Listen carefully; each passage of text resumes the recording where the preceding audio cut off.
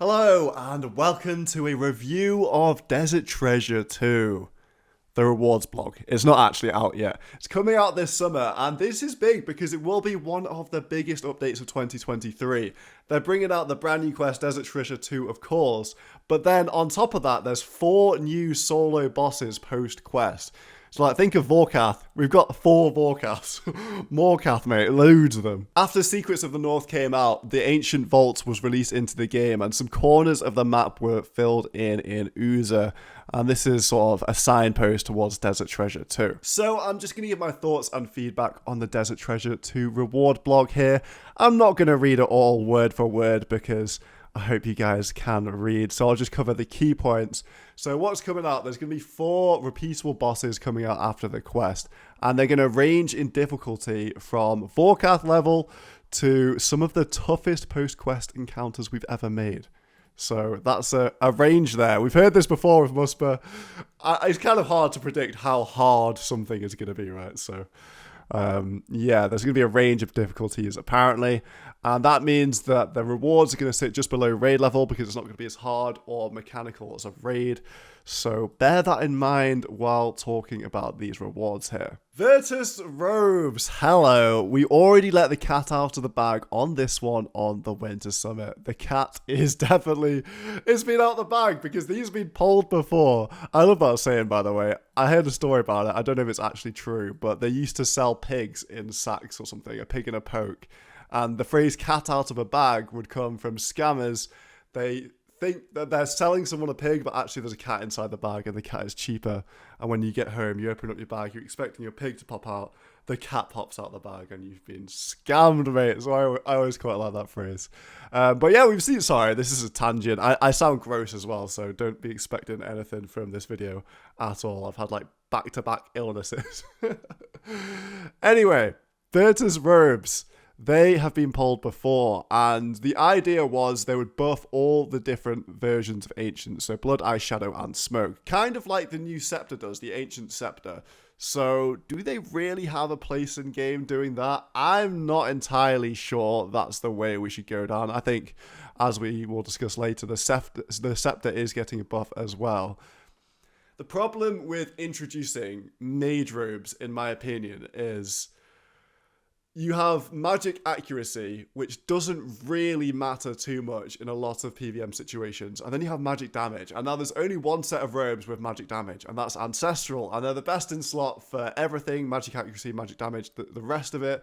But the problem with balancing in this game is that things like the Occult Necklace have plus 10% magic damage, which is it's crazy because the Occult's what, like 300k, and you get it from Smoke Devils, just a Slayer mob, which is ridiculous, really. And then compare that to Ancestral top and bottom, each have 2% mage damage bonus each. And it doesn't really leave you a lot of room to introduce new robes that are going to be useful because magic damage is the most useful metric for magic equipment.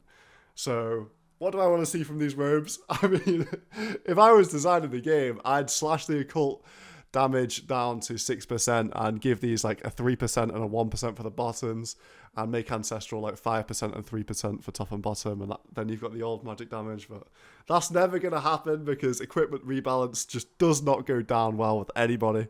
Throwback to the blowpipe and all that stuff. Yeah, nothing really happened out of that because there was a massive uproar about it. So what can these robes do? They could have better magic accuracy than Ancestral, so you'd probably see them used in PKing, stuff like that.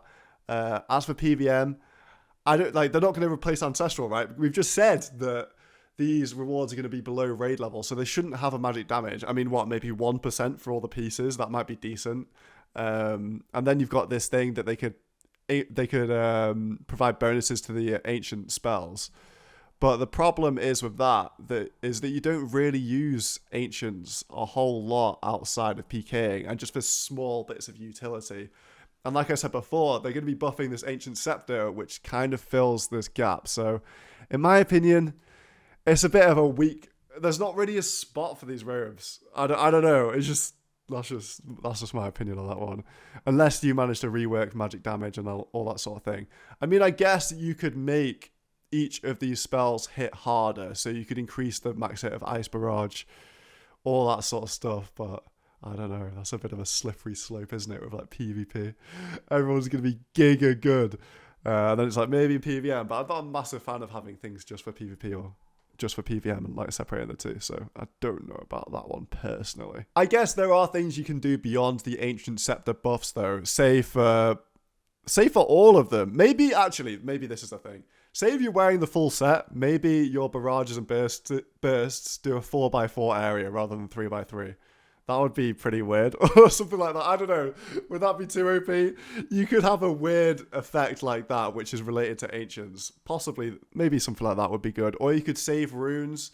So that would be good for any sort of Slayer tasks, that sort of thing. But yeah, there's definitely some...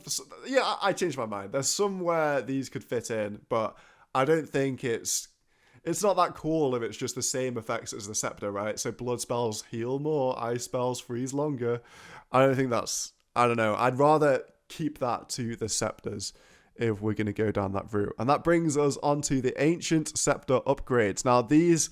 Everyone knew these were coming because of the data miners. You can see them in game. There was a Reddit thread about it. Released with Secrets of the North. Nothing can ever not be spoiled in this game anymore, I swear. It's like when leagues come out and everyone knows the relics straight away because people just do whatever they do and look at the code and just find out what things do.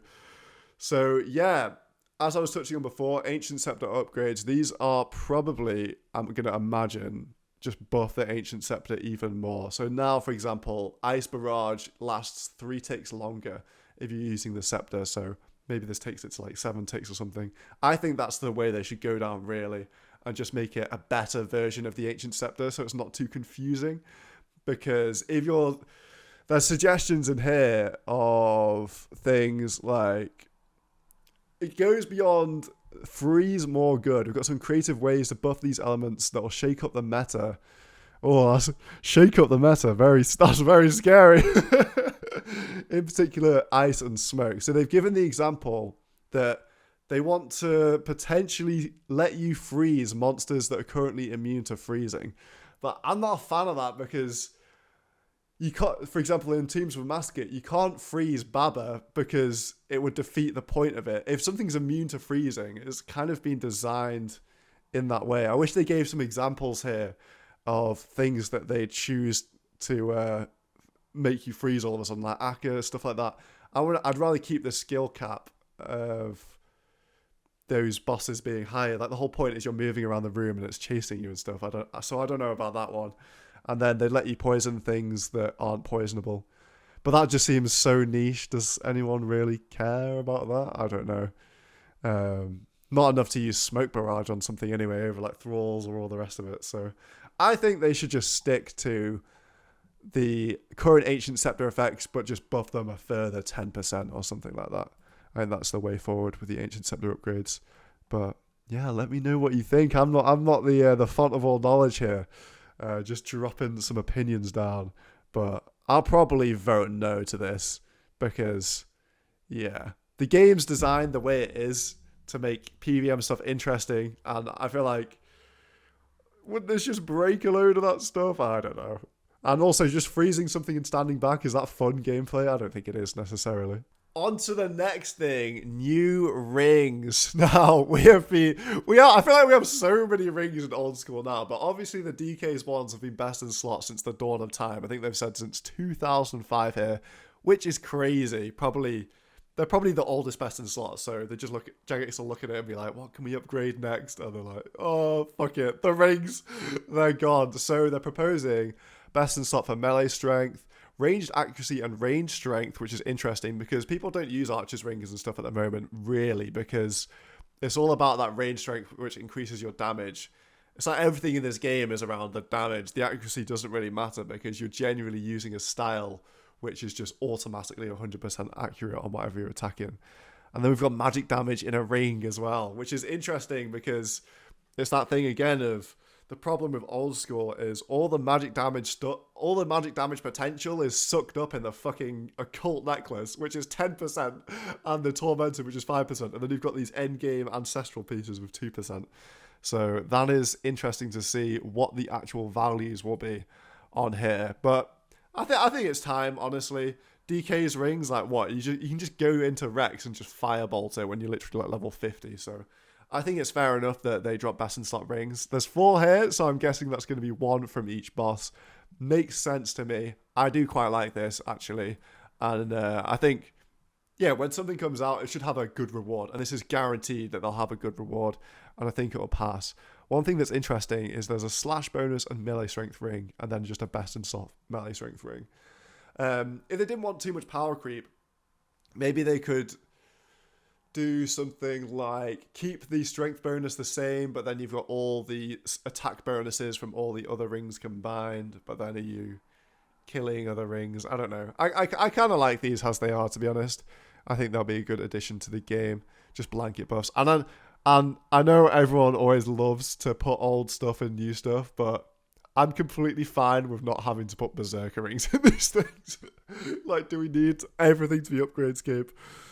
I don't know. Maybe we do, but yeah. I don't think DK's rings will crash to nothing from this. Like, these rings realistically should be worth tens of mils if balanced correctly, because they're best in slots.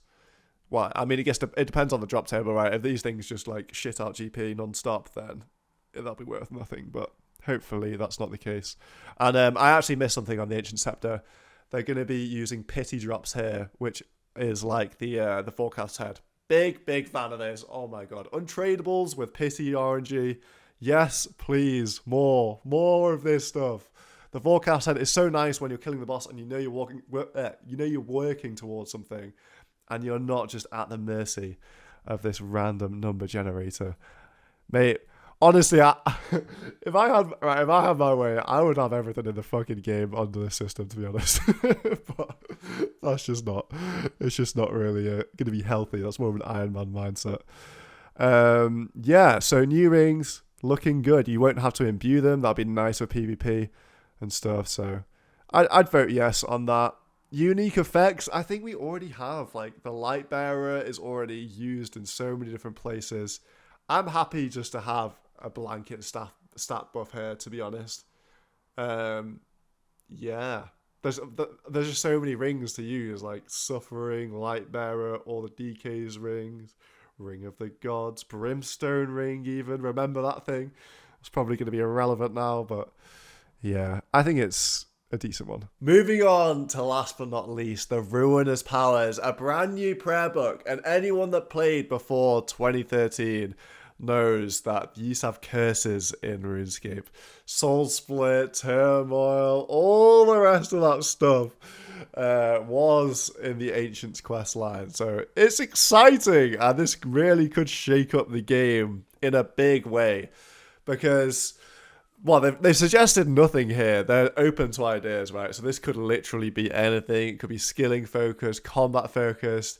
I think it does have to be combat focused. Let's be honest with ourselves. They're not going to just release a skilling prayer book. Absolutely not. There has to be some combat on there at the very least. As for the prayers themselves, couldn't they drop from the bosses? Maybe you could have 4 main big prayers and they drop from the bosses. Not sure if people are a fan of that, but it kind of works all right with Chambers of Xeric. I don't know. Maybe if you had like a pity system, like a Volcath had one for the prayers instead of the staff attachments, that could work quite well. Get everyone to interact with the new content. Or maybe they could be tradable on the GE, or maybe they don't drop. Maybe just unlock them all on quest completion. But I feel like getting them as drops might be a nice thing to sort of, I don't know, flesh out everyone's experience. You go to each boss, you do 50 KC, you get your prayer, or you could get it earlier, like Forecast said. I don't know. I'm fucking babbling on about that. The drop, the bad luck protection system, I just like it too much. So they're looking for ideas. Do we have ideas? I think the best place to start is by looking at the current prayer book and what ended up being in the RS3 prayer book. Now, I want to preface this with I quit in 2011, so I'm not too familiar with all the prayers, but I kind of am. I got 95 prayer, spent my 300 mil back in the day and broke the bank. So, as for prayers, we're going to want protection prayers in some form, right? Because so much of the game is just designed around being able to protect from a certain style. Like mages in the Inferno, they hit 70s, bro. We're going to have something which does 100% protection or maybe 90% protection as discussed in the blog. So I'd expect to see all those things coming in. Maybe 90% protection is nice because you're taking damage. But then in order to, if you're doing that, then you need to be more powerful on the offense. So how are we going to achieve that? Well, I think one way to make a new prayer book one way to ensure that it's not going to be dead content is you put in a prayer which does magic damage. So it's a magic damage percentage, like I've been saying with this occult the whole time.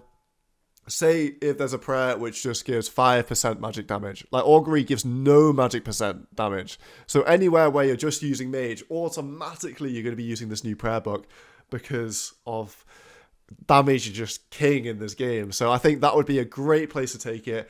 Ancients and all that stuff, that whole quest line is all around magic. So just make it the best prayer book for magic by having a magic damage percent. That's just such an easy thing to do straight off the bat.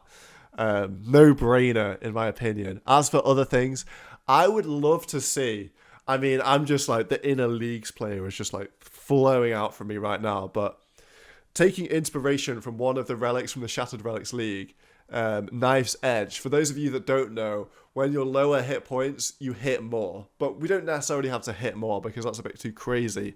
Say if you're lower hit points, you're more accurate or something like that. So say if you're like that, they've suggested it with Missouri in the past, the low life effect, but I prefer a sliding scale as Knife's Edge was. Knife's Edge was crazy. It was like 0.6% damage increase per 1 hit point lost, which is obviously stupid because if you lose 100 hit points, that is 60% increase.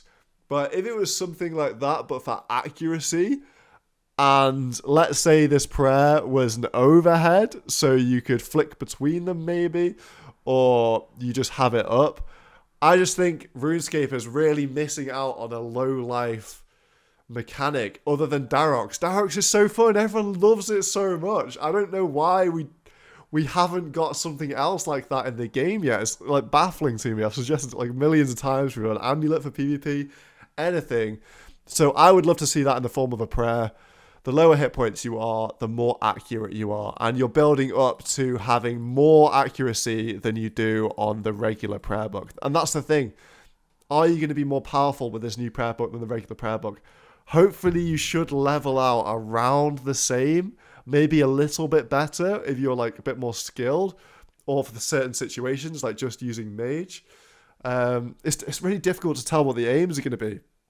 Because I don't think I don't think anyone wants to just replace the normal prayer book, really, do they? And even things like protect item, do you have that on the new one? Or if it's more powerful, maybe you don't have that, and then if you're PKing with it, then just tough luck, mate. You're gonna be losing that Ellie or whatever your +1 is. So that's something to consider. You just get so used to using all of these prayers. You think there's gonna be some form of magic damage one, and then there's going to be a range one and a melee one. What are the numbers going to be like on that? I think you have... Maybe you don't tie them all... How about this? Maybe you have the damage components are the same as the normal prayer book, but you get that extra accuracy component from the overhead. And you can actually get more accurate, but the same damage, and therefore this prayer book is better than the original prayer book. I'd like something along the lines of that, really. But there's so much... I feel like people are so creative. I'm not creative enough to think of a good solution here. Maybe a prayer where you just turn it on and you've got plus 12% in all your attack styles. So it's like an entry-level prayer to people who are just getting into PvP or PvM or something like that. Imagine if you're in Last Man Standing tri-breeding and you can turn on a magic prayer, a range prayer, and a melee prayer at the same time. It's just one prayer. And all of a sudden you're not having to change your offensive prayer, which helps you out a lot when you're learning to PvP. Obviously it's not as good as changing onto Rigor or Augury where you have plus 20 something percent. But if you just had 12% on all of them, maybe that could be good as well. I don't know. Yeah, maybe that might be a nice idea. But then is that like an entry-level prayer for a prayer book which you need from a Grandmaster quest? Does that make sense? No. That's why I'm not a game designer. I think we need a prayer which reduces your run drain rate or improves it recharging or something like that. That would be utilized in a lot of different situations. Say in the Inferno, you wouldn't take a stamina potion with you, or 2 stamina potions, depending on some of your runs. Chambers of Xeric, that could be very useful. I would quite like to see that in the game. On top of that, more utility type stuff. I mean, we can have skilling prayers. we're not completely, like, they're not completely out the window. I would love to see some things like mining get made a bit more AFK. Maybe if you can mine rocks all around the world and they don't despawn or something, and you get a decent XP rate from having this prayer on, because I don't know. This is so biased because I'm just looking at my skill tab at 77 mining. It's my lowest skill. But there's potential for skilling prayers. I don't know what they would be. It's either make something faster, give you more loot from something, or make something more AFK. Can you do much more outside of those things? I don't know. We have a lot of things like that already in the game, like skilling outfits and all the rest of it. Like Amulet of Chemistry gives you more doses on potions, but you could have some things like that sprinkled into prayers as well.